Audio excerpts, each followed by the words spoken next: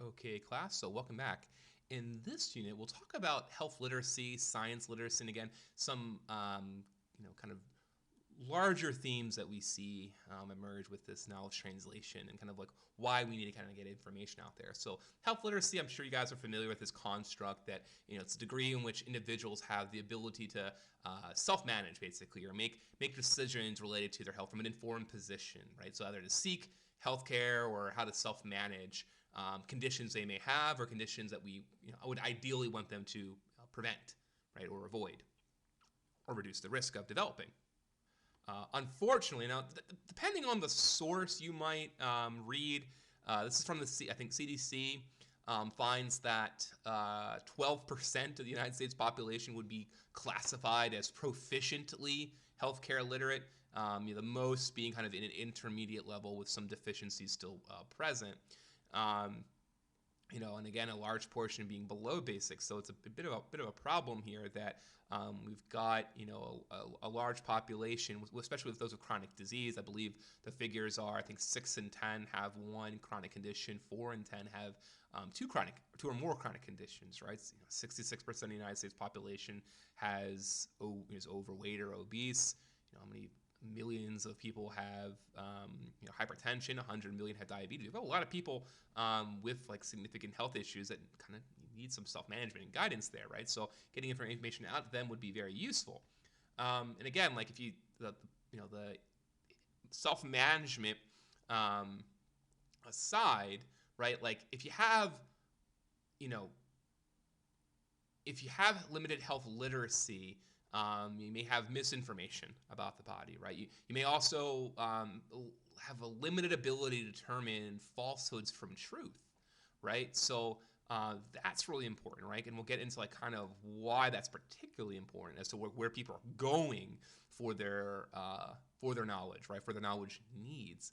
I do want to stress this too, that health information can even overwhelm people with advanced literacy skills. There's some great papers about this that health literacy is a spectrum. It's a continuum, right? So you can move in and out of it depending on the topic, right? And even as someone who's a healthcare provider, right, who has pretty solid, more than basic, beyond basic, advanced understanding of biology, of anatomy, disease, and stuff like that, like you know, we're not experts in everything, right? And it's important to note too that we mentioned medical science progresses rapidly, right? Again, we said the knowledge base doubles every 10 years, and stuff is constantly being evolved, right? I mean, for example, the blood pressure guidelines, which were for many years above 140, right, is where we started looking at hypertension as a classification. In 2017, that changed. It moved down to 130, right? Like, and that was within 3 years. And you start looking at food pyramids, start looking at other things or how we approach diet and exercise. These things change. I mean, even the physical activity guidelines, those changed last year, right? For many years, we didn't count, walking less than I think 10 minutes. Now any amount counts, right? So it's things are a lot very different over time. And when most individuals who are non-healthcare providers or not in science, but especially non-healthcare providers, the time where they learn about health is formed during their childhood years, right? Their school years, right?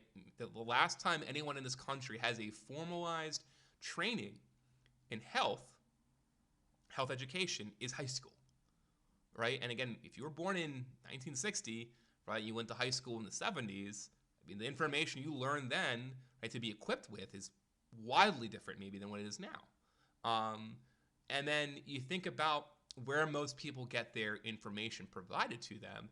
It's often maybe from their physician, right, in their primary care doctor's visit, which is they're super constrained for time.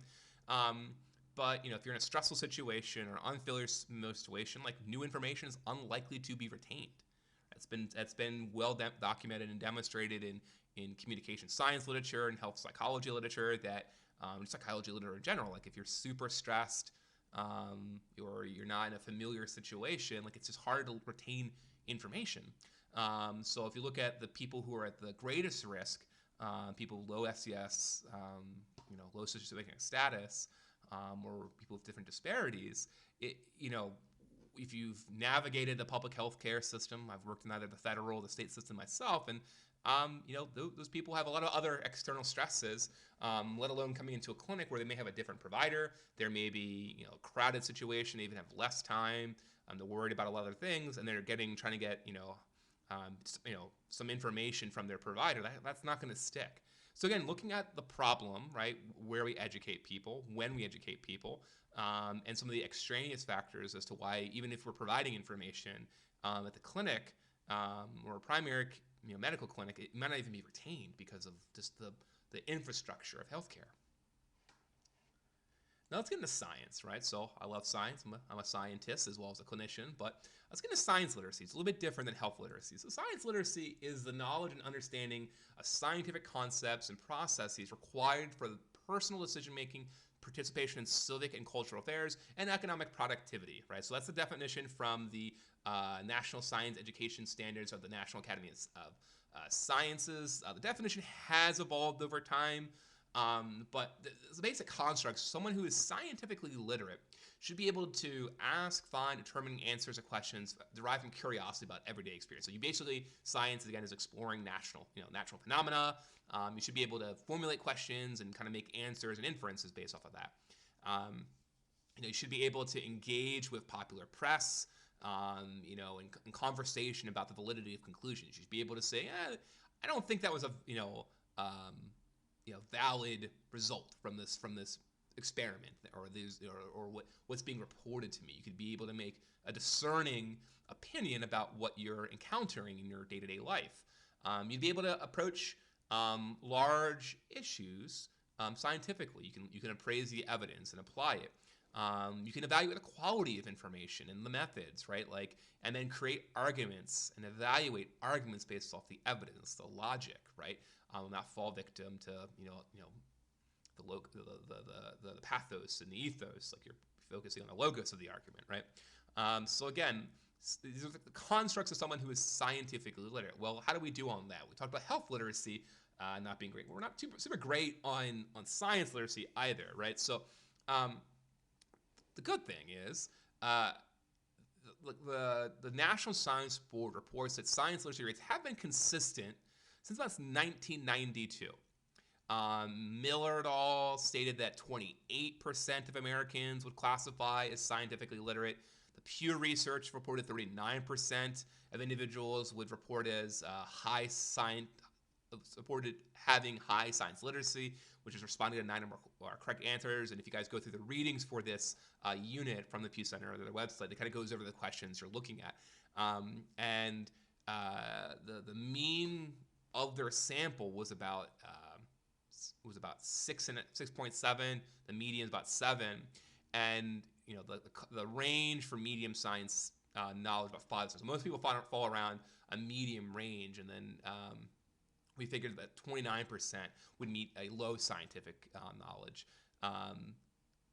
What is a little bit more concerning is, the United States does fall close to the average for international standards. We are behind some other developed countries, 37th overall, and our low earners were fairly consistent. So a lot of this depends on the sample, the scale you utilized. There is some stuff that looks at 31 questions. Pew uses 9 questions. So there's a bit of variability between how these data are calculated. But what I think was probably more interesting is factors that influence science literacy, right? So this is data I believe came from the Pew Research Center. Found that education influence, which kind of makes sense just intuitively. 71% of individuals with a postgraduate degree, right, would typically be classified as high science knowledge. That was 9 out of 11 questions. 64% of college graduates, 90% for high school graduates. So again, the more educated you are, the more likely you are to have a high science literacy. We do see disparities between ethnic groups, so Caucasian whites, Hispanics, and blacks. There's differences among there. Gender, men versus women. And again, this is all kind of dependent upon a lot of other different factors. But interesting enough, you look at Democrats and Republicans, they typically actually score about the same. Now, the kind of really assuring thing is, while maybe not everyone has a very high science literacy, Americans' overall attitudes about science are actually becoming a bit more positive. For example, like for people's thoughts and feelings about spending on basic science research, about 80% of Americans think that we should be funding, uh, you know, scientific research or basic science research, clinical research. So while we don't necessarily, there's definitely room for improvement in terms of our literacy. We typically have a pretty favorable view towards science. Um, so again, why is science literacy important, right? And we'll get into this in a bit. That science knowledge or knowledge of science can help you navigate a variety of everyday tasks and situations. We use science in everything that we do in a scientific mind and process for appraising the crazy things that we encounter every day. But it also ties into your health literacy, like being able to make healthcare decisions or deciding what to eat. And there's a close relationship between science literacy and health literacy. If a basic understanding of acid and bases, a basic understanding of how certain chemicals, how water in itself is a chemical, right? You can understand that you're more inoculated to a lot of the noise and chaos that is becoming increasingly common across media, social media, and just our day-to-day lives. Maybe you've got the crazy uncle who has this weird conspiracy theory, right? If you're high scientifically literate, maybe you don't know the nuts and bolts of molecular biology or chemistry, but you can at least formulate a good way to appraise where was a study implemented in a valid manner to give you accurate data, right? So again, people want scientific knowledge. People are looking for it, but again, maybe there's a limit to what we're able to provide. So another vacuum. So in the next series, we'll get into like kind of what are some of the consequences of this gap in science literacy, and how maybe some certain behaviors in the media may be contributing to some of the problems related to our lack of science literacy and health literacy.